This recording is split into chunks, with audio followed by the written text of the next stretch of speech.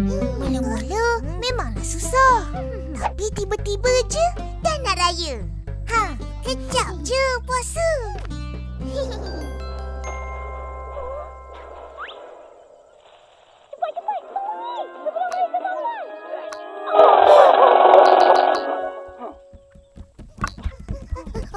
Apa?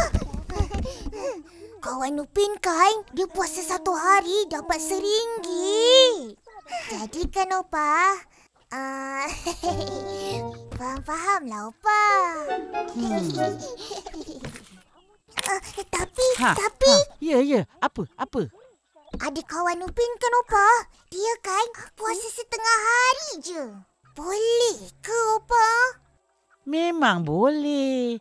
Tapi budak baik kena puasa penuh. Kan lagi bagus, dapat banyak pahala. Boleh masuk syurga, kan? Oh, kita ni budak baiklah Opa.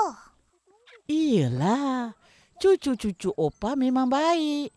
Jadi, kenalah puasa ikhlas. Jangan puasa untuk duit. Kau ni, alamak, silap. Opa, esok mungkin raya. Ya ke? Kalau begitu, Opa rasa elok kita mula masak ketupat sekarang. Jom. Kak, esok raya. Akak nak masak apa nanti? Nak ayam goreng. Rendang, nak ayam rendang. Korang nak makan ayam? Pergilah tangkap. No problem.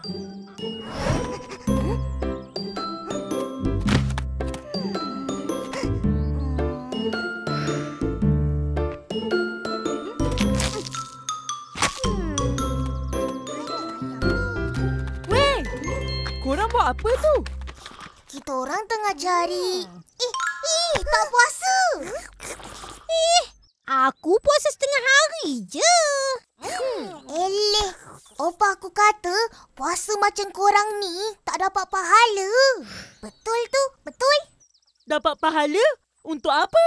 Untuk masuk syurga lah. Itu pun tak tahu. Kau lah habiskan.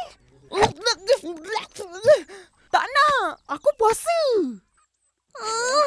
Aku nak masuk syurga juga.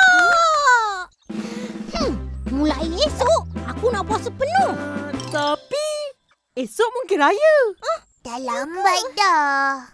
Kesian.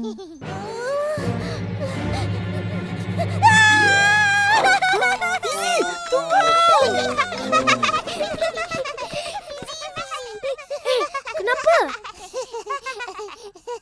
Tak ada apa-apa. Kita orang nak tangkap ayam. Oh, kalau saya tolong tangkap, besok boleh makan banyak-banyak kah? Boleh. Okey. Ini lampu. Tak mau kah? Tak boleh.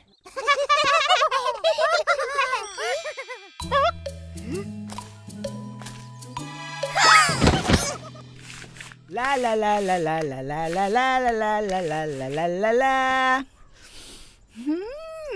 Harum wangi, cantik berseri. Hari ni aku nak makan kari. Ayam. Budak-budak ni tak kuasa aku.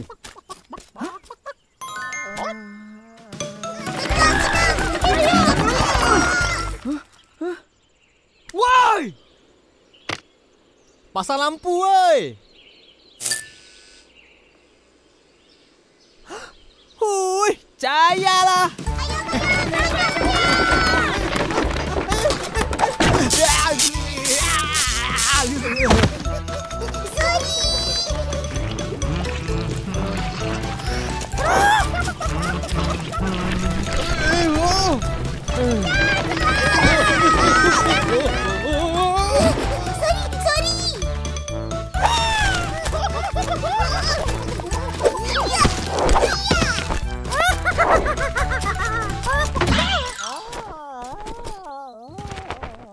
Kamu tak apa-apa?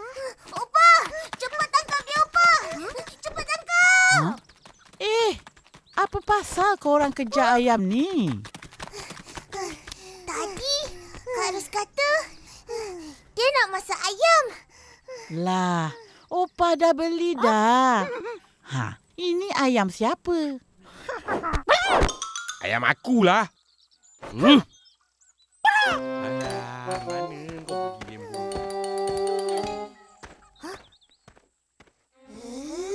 Kak Ros! Petang tu, kita orang geram dengan Kak Ros.